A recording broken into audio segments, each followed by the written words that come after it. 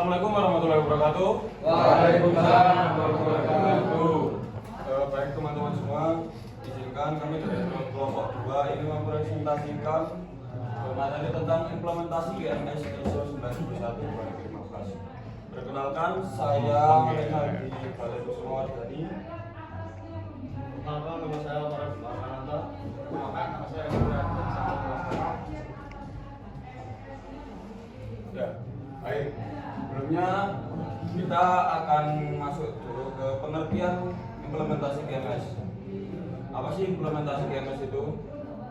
Implementasi GMS ISO 9001 berarti menerapkan prinsip-prinsip dan persyaratan standar ISO 9001 dalam seluruh aspek operasional organisasi atau perusahaan secara sistematis dan terintegrasi dengan tujuan untuk meningkatkan efektivitas proses, menjamin konsistensi mutu produk atau layanan, memenuhi kepuasan pelanggan, serta mendorong perbaikan berkelanjutan di seluruh tingkat dan fungsi organisasi.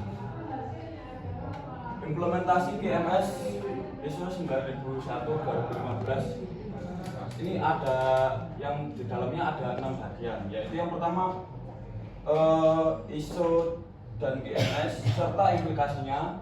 Selanjutnya ada pertumbuhan ISO, ISO, kemudian ada panduan mutu, kemudian ada memilih badan registrasi, selanjutnya ada audit GMS, dan yang terakhir penyusunan tolak ukur mutu.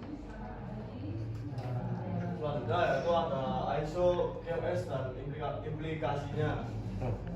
Apa itu ISO? ISO adalah panggilannya International Organization for Standardization, adalah badan internasional yang mengembangkan dan menerbitkan standar internasional di berbagai bidang industri. Tujuannya yaitu adalah menciptakan standar yang dapat memastikan kualitas, keselamatan, efisiensi, dan interoperabilitas produk layanan serta sistem. Lalu apa itu GMS? GMS panggilannya yaitu Quality Management System, adalah sistem manajemen yang fokus pada konsistensi mutu produk atau layanan melalui proses-proses yang terdokumentasi, pengukuran kinerja dan perbaikan berkelanjutan. ISO 9001 adalah standar GMS yang paling umum dan menjadi acuan global. Elemen penting dalam GMS berdasarkan ISO 9001 yaitu yang pertama fokus pada pelanggan, lalu kepemimpinan yang kuat, lalu keterlibatan orang atau SDM, lalu penerapan proses, yang kelima perbaikan berkelanjutan, yang keenam pengambilan keputusan berbasis data, lalu yang terakhir manajemen. Lalu selanjutnya yaitu implikasi ISO dan GMS dalam organisasi atau perusahaan. Aspek dan implikasi positif, produk dan layanan lebih konsisten dan sesuai standar mutu. Efisiensi operasi, proses terdokumentasi dan terstandar, yaitu lebih efisien dan minim kesalahan. Lalu kepercayaan pelanggan, sertifikasi ISO meningkatkan kepercayaan dan daya saing di pasar. Pelan pasar, banyak tender atau kontrak nasional atau internasional masyarakat sertifikasi ISO. Lalu budaya perbaikan berkelanjutan, GMS mendorong organisasi untuk selalu mengevaluasi dan meningkatkan kinerja. Yang terakhir, kepatuhan regulasi, membantu memastikan kesesuaian dengan peraturan hukum yang berlaku. Oke, baik, untuk selanjutnya yaitu pertumbuhan ISO. Yaitu pertumbuhan ISO secara khusus ISO 9001 yaitu pertumbuhan ISO dapat dilihat dari jumlah sertifikasi ISO yang diterbitkan secara global dari tahun ke tahun. Salah satunya yaitu cara paling umum menggunakan melihat dari tren ini adalah melalui dari data tahunan dari ISO Sulfuric yang merilis statistik jumlah sertifikat yang berlaku di seluruh dunia. Oke, untuk selanjutnya itu pertumbuhan ISO 9001 yaitu spesifikasi GMS. ISO 9001 itu menjadi standar ISO paling banyak diadopsi secara global dengan sertifikasi aktif lebih dari 1 juta aplikasi di lebih dari 180 negara. Yaitu di sini ada faktor yang mendorong pertumbuhannya yaitu tuntutan pasar internasional, yaitu banyak perusahaan yang hanya mau bekerjasama dengan pemasok sertifikasi ISO. Terus kedua yaitu regulasi pemerintah dan tender proyek. Terus banyaknya negara sertifikasi ISO 9001 itu menjadi syarat administrasi. Terus selanjutnya kesadaran akan mutu dan efisiensi internal. Terus selanjutnya itu pertumbuhan di Asia dan di Indonesia, yaitu Asia itu termasuk Tiongkok, Jepang, dan India, merupakan wilayah dengan jumlah sertifikasi terbanyak. Indonesia mengalami pertumbuhan positif terutama pada sektor yaitu manufaktur, ada energi, dan pendidikan tinggi, ada jasa juga produksi. Terus Indonesia lembaga sertifikasi sistem itu seperti Sukonvindo atau TAF, Rheinland, SGS, UMS, dan BSI. Indonesia berperan dalam audit dan pemberian sertifikasi ISO. Terus selanjutnya ada panduan mutu. Ini quality manual. Apa itu panduan mutu? Panduan mutu atau quality manual adalah dokumen utama dalam sistem manajemen mutu atau QMS yang menjelaskan kebijakan mutu, ruang lingkup, proses-proses utama, dan bagaimana standar ISO 9001 diterapkan di suatu organisasi. Meski ISO 9001-2015 tidak lagi mewajibkan dokumen panduan mutu secara eksplisit, banyak organisasi masih menggunakan karena memudahkan pemahaman keseluruhan QMS, berguna untuk pelatihan audit dan orientasi karyawan baru, serta alat komunikasi internal dan eksternal, misalnya untuk klien atau auditor. Selanjutnya ada contoh cuplikan panduan mutu. Pertama, kebijakan mutu. Kami berkomitmen untuk memberikan produk berkualitas tinggi dan layanan terbaik kepada pelanggan dengan menerapkan sistem manajemen mutu berbasis ISO 9001-2015 dan melakukan perbaikan berkelanjutan. Selanjutnya ada ruang lingkup. QMS ini berlaku untuk seluruh kegiatan produksi dan pengiriman produk PT XYZ di lokasi Jakarta dan Surabaya. Tujuan mutu ini meningkatkan kepuasan pelanggan, waktu pengiriman lebih tepat waktu, serta pengurangan komplain pelanggan sebesar 10% per tahun. Selanjutnya itu memilih badan registrasi. Badan registrasi juga dikenal sebagai Certification Body atau CB, adalah lembaga independen yang melakukan audit terhadap organisasi untuk menilai apakah sistem manajemen misalnya ISO 9001 telah diterapkan dengan baik dan sesuai standar. Jika lolos audit, mereka akan mengeluarkan sertifikasi ISO yang berlaku secara nasional atau internasional. Lalu langkah-langkah memilih dan bekerjasama dengan CB. Yang pertama yaitu riset dan daftar pendek atau CB. Lalu yang kedua, hubungi mereka dan minta proposal teknis dan penawaran biaya. Yang ketiga, bandingkan berdasarkan kriteria akreditasi, harga, pengalaman. Lalu yang keempat, riset dan daftar pendek berapa CB. Lalu yang kelima, hubungi mereka dan minta proposal teknis dan penawaran biaya. Yang keenam, bandingkan berbagai kriteria akreditasi dan pengalaman. Selanjutnya, audit QMS. Audit QMS adalah proses sistematis dan terdokumentasi untuk mengevaluasi apakah sistem manajemen mutu di suatu organisasi. Yang pertama, telah diterapkan secara efektif lalu sesuai dengan standar yang digunakan, misalnya ISO 9001-2015, lalu dipatuhi oleh seluruh bagian organisasi. Lalu yang terakhir, menghasilkan perbaikan berkelanjutan. Audit ini penting untuk menjamin konsistensi mutu, kepatuhan, dan kesiapan sertifikasi. Baik, untuk di sini saya akan menjelaskan jenis audit QMS, yaitu di sini ada 3 jenisnya, yaitu audit internal first party, audit eksternal second party, terus ada audit sertifikasi atau third party. Oke, untuk penjelasannya dari audit internal, yaitu dilakukan oleh Indonesia sendiri untuk menilai sistemnya, biasanya dilakukan rutin sebelum audit eksternal. Terus selanjutnya itu tentang audit eksternal atau second party, yaitu dilakukan oleh pelanggan atau pihak lain yang memiliki kepentingan terhadap mutu organisasi. Terus audit sertifikasi atau third party dilakukan oleh badan sertifikasi independen untuk menilai apakah QMS sesuai dengan standar ISO. Terus selanjutnya yaitu di sini ada tahapan audit QMS ISO 9001, yaitu tahap perencanaan audit. terus ada perencanaan dokumen, audit lapangan. Terus ini kegiatannya yaitu perencanaan audit itu perencanaan audit menentukan ruang lingkup tujuan jadwal sistem auditor.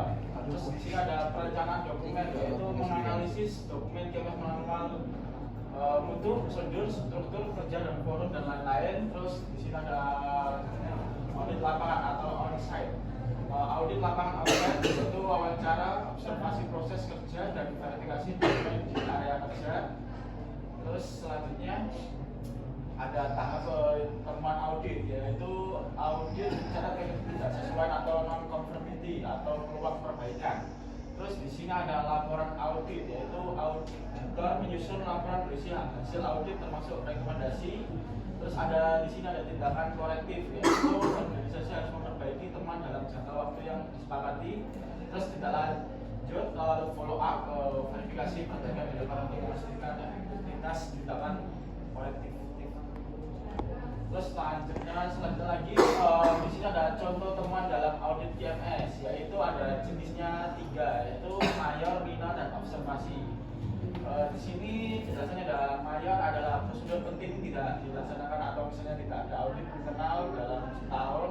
Terus di sini ada minor, yaitu from evaluasi mutu digunakan tapi tidak lengkap. Terus ada observasi adalah peluang untuk digitalisasi from pelacakan dokumen. Oke, kita masuk ke materi yang terakhir yaitu penyusunan tolak ukur mutu. Dalam KMS ini audit KMS adalah proses sistematis dan terdokumentasi untuk mengevaluasi apakah sistem manajemen mutu atau KMS di suatu organisasi dan perusahaan pertama telah diterapkan secara efektif, yang kedua sesuai dengan standar yang digunakan, misalnya ISO 9001/2015, yang ketiga dipatuhi oleh seluruh bagian organisasi, yang keempat menghasilkan perbaikan berkelanjutan. Audit ini penting untuk menjamin konsistensi mutu, kepatuhan, dan kesiapan sertifikasi. Contoh tolak ukur mutu berdasarkan bidang. Pertama, identifikasi proses kritis, tentukan proses atau layanan yang berdampak besar pada pelanggan atau mutu. Yang kedua, tetapkan tujuan mutu, rumuskan tujuan yang ingin dicapai, spesifik, terukur, realistis. Yang ketiga, tentukan indikator kinerja atau KPI, tentukan indikator kerja, rumuskan ukuran yang tepat untuk mengevaluasi pencapaian tujuan. Terakhir, tentukan satuan dan target, ukurannya bisa persen, waktu, jumlah, skor, dan sebagainya. Target sama dengan batas minimal yang harus dicapai. Terus selanjutnya ada karakteristik tolak ukur yang efektif atau smart.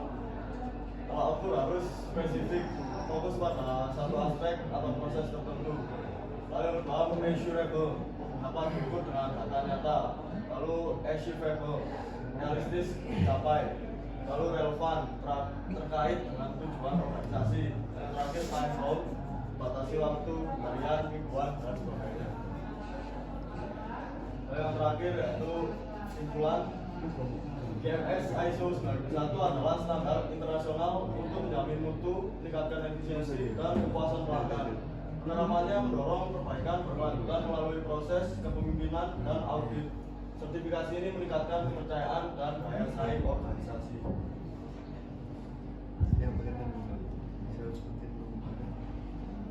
Baik, sekian presentasi dari kelompok kami. Sampai sini apakah ada yang ditanyakan?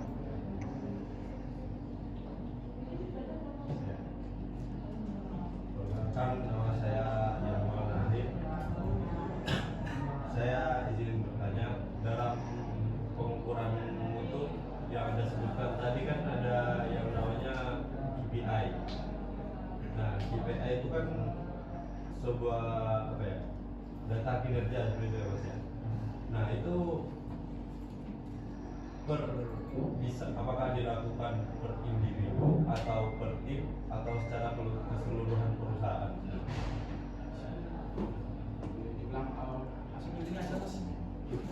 Dalam menentukan KPI itu kita ukurnya apakah per individu atau per tim atau keseluruhan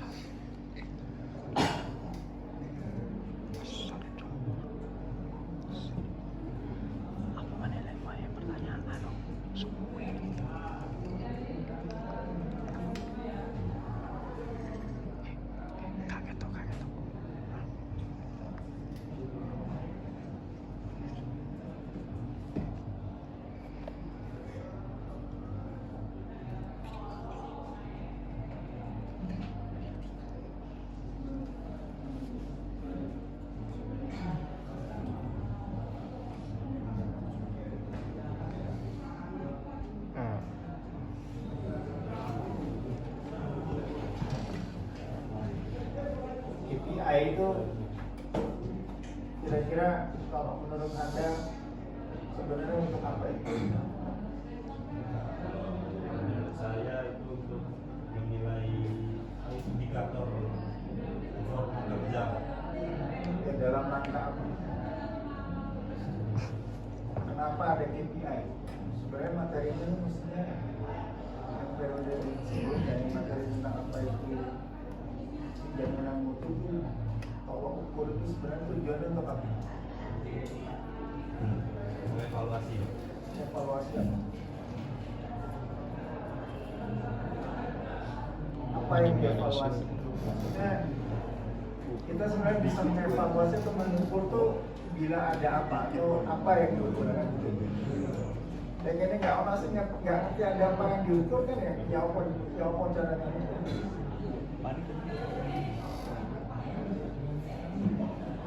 Apa kira?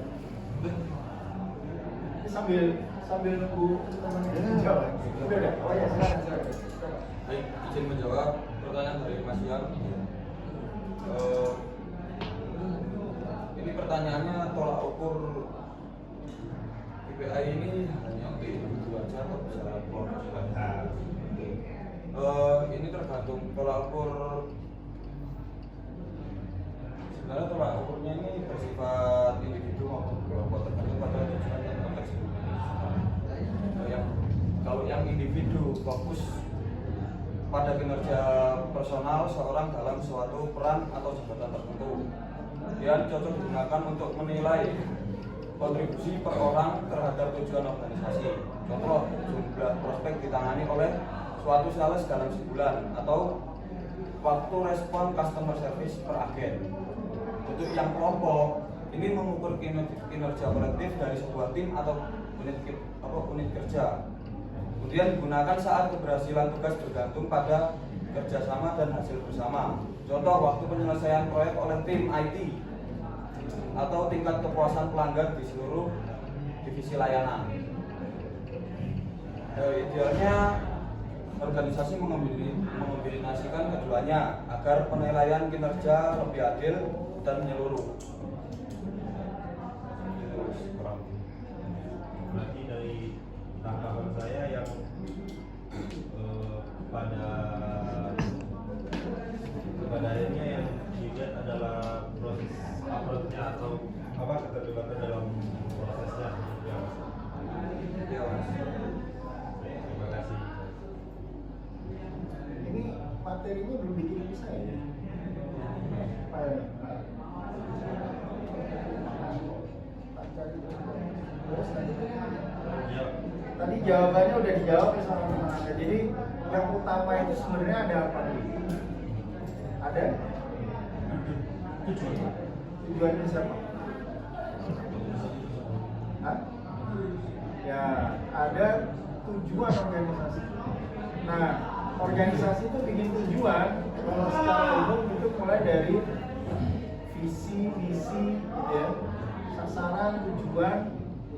Nah, lalu masing-masing aspek atau masing-masing unsur di organisasi itu yang berbentuk organisasi, bagian-bagian itu ada yang namanya cascading. Cascading itu mengcascade, membagi-bagi atau memecah-mecah atau menerjemahkan yang menjadi tujuan organisasi yang besar ini, visi-misi tujuan ini ke masing-masing bagian. Tadi udah disampaikan tuh kan, misalnya tujuannya meningkatkan, jadi gini, visinya organisasi itu kan jadi apa? Misalnya kayak Polinema kan gitu ya, jadi perguruan tinggi vokasi yang unggul di tingkat global gitu kan.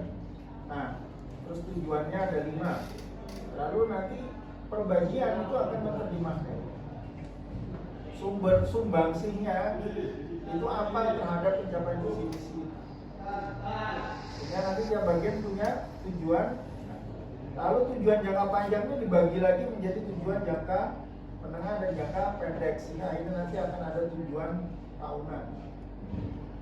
Lalu masing-masing bagian itu kan punya SDM, gitu ya. Nah, SDM ini lalu di cascade masing-masing tujuannya apa? Misalnya kayak dosen dikasih target tujuan itu, makanya nanti ada BKD, ada SKP, pegawai gitu. itu dibuat untuk dalam rangka supaya mensupport masing-masing. Saya kayak kemarin nih, tujuannya adalah untuk karena kita pengen unggul dalam target global kan, otomatis mau nggak mau kan kita harus terakreditasi unggul. Kemarin kan downgrade tuh dari A ke B. Nah, kita ini kan semua harus fokus bagaimana caranya supaya bisa mencapai peringkat unggul institusi. Sehingga ditargetkan, karena kemarin kelemahannya adalah cuma 1 dari 10 faktor yang tidak berhasil, yaitu jumlah prodi yang terakreditasi unggul, ya kan? Karena terus dari 2018 sampai dengan 2023 itu ada penambahan jumlah prodi yang sangat banyak, dan ada prodi-prodi yang ternyata di 2018 itu sudah tutup tapi belum status tutup ya, di PDDT. Itu akhirnya targetnya adalah menyelesaikan itu. Nah, kenapa di 2018 itu bisa A? Karena instrumen yang digunakan tidak memasukkan variabel itu, kan gitu. Nah, ketika waktu Ban PT ingin memperpanjang, mengevaluasi akreditasi A-nya Polinema, dia pakai instrumen baru. Nah, instrumen baru ini menilai salah satu dari 9-10 kriteria perpanjangan akreditasi itu yang nomor 9 ya, nomor 6 itu melihat berapa, jadi maksudnya skor akreditasi prodi. Nah, lalu setelah dihitung kita ternyata nggak masuk skor. Nah, ternyata apa, dihitung tuh semua D2 yang udah tutup itu karena masih dianggap buka, hitung. Terus begitu penambahan ya, pada saat itu kan kita nambah tuh PSDKU itu kan nambah begitu prodi baru, sehingga akhirnya ada 47, sementara di 2018 itu cuma ada 18. Nah, selisihnya kan jauh. Sehingga apa? Karena visi-misinya kita pengen unggul di global, lalu kita ya paling utama adalah institusi ini harus unggul di tingkat nasional gitu kan. Padahal kita sudah melakukan akreditasi internasional untuk 20 prodi. Jadi sekarang malah ditambah lagi ada 2 prodi yang terakreditasi internasional versi Dublin Sydney Accord, ya. 2 prodi yaitu TI dan MPI. Jadi sebenarnya kita udah terpenuhi nih standar. Tapi karena ini unggul dibutuhkan, maka kita ada target sekian prodi. Setelah dihitung, sekian prodi ini harus unggul. Ya, kita kemarin yang jumlah prodinya yang A itu cuma berapa? Nah, ini ditargetkan dari tahun 2023 itu ya, dan 2022 sebenarnya sudah diwanti-wanti sebenarnya kita di 2021, 2022 kita mulai terus berjalan. Nah, masing-masing dapat target jurusan elektro, target SKD dalam rangka ini, maka dilihat jumlah prodi yang sudah berumur lama mana, yang punya lulusan yang sudah panjang berapa. Ternyata 7 prodi di elektro ini sudah layak untuk diupayakan untuk unggul. Dan kita tahun 2022 D3 ya, D3 ya. D3 itu bahkan tahun 2017 kan? Ya, 2017 waktu itu saya jadi PIC-nya akreditasi itu sudah A. Nah, karena kita supaya unggul, maka yang A ini karena instrumennya berbeda, kita harus coba menjadi unggul. Lalu kita mendaftar karena waktu itu pindah dari Ban PT ke LAM, ya. Kita daftar di LAM tahun 2022. Nah, targetnya adalah 7 prodi yang ada di elektro ini harus bisa unggul karena semua sudah layak, sudah punya lulusan banyak. Nah, itu di cascade gitu ya. Contohnya itu targetnya adalah prodi Polinema ini unggul, maka harus memiliki salah satu syarat ya dari 10, karena yang lainnya kan kita udah penuhi itu. IPK, kelulusan dan segala macam udah penuhi. Itu prodi. Kita hitung, maka harus minimal 40% dari prodi itu harus unggul. Berapa ya? 35%. 35% itu harus unggul. Di spesifikasi maka kita targetkan minimal ada 18 prodi yang harus unggul. Nah, lalu di cascade elektro dilihat, oh bisa nih 7, ini di jalanin. Alhamdulillah sekarang semua prodi di jurusan elektro sampai ke S2-nya pun sudah unggul. Nah, terus begitu mana lagi? Akuntansi, AN, Mesir, semua punya target masing-masing. Nah, lalu masing-masing di individu juga punya indikator-indikator dalam hal itu. Nah, tapi kan nggak harus spesifik, misalnya kayak dosen dalam konteks prodi unggul kan nggak, bukan berarti terus kita terus bekerja itu kan nggak. Tapi misalnya Pak, proses belajar mengajarnya sesuai dengan standar mutu dan sebagainya, ya. Nah itu fungsinya. Jadi apa?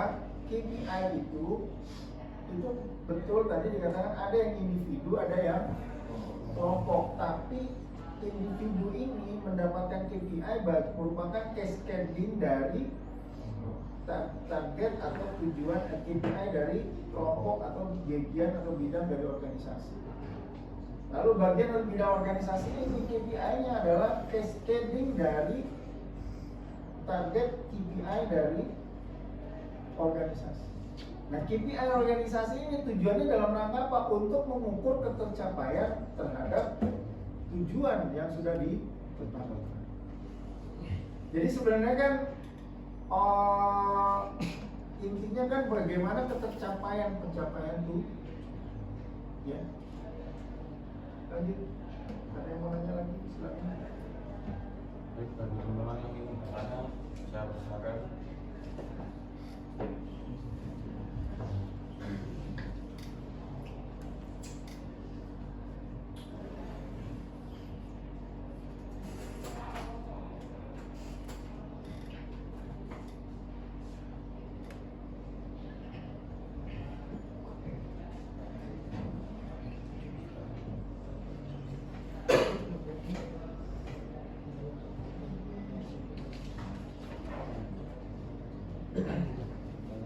Ya, silakan.